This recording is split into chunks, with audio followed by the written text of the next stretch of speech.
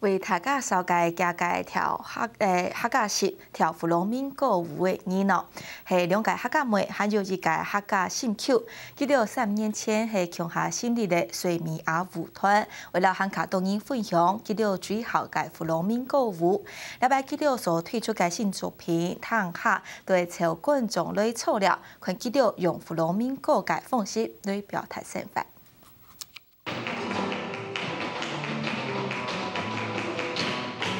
田地音乐，你等前呢，来去拳脚，流利嘅他等脚步，用速乐嘅舞步传达弗朗明哥舞归台版嘅气氛。本人看到舞族唔会转轮，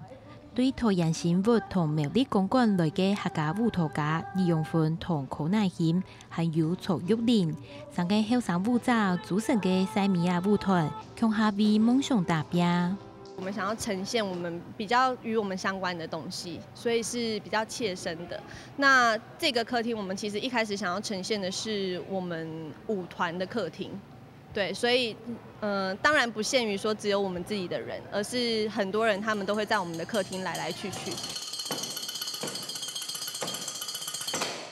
西米亚舞团2010年成立到今，团员系头一摆强下演出，沿途嘅最刺眼嘅舞团谈下生活，希望观众看到唔单只係藝術，還有演嘅生活方式，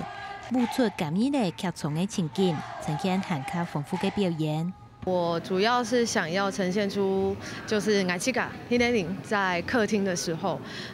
大概会做的事情。因为我们这一次的活动本来表演的主题本来就是以我们工作室的客厅为主，所以我就是表现出我在跳舞平常的那个样子，最自然的状态这样。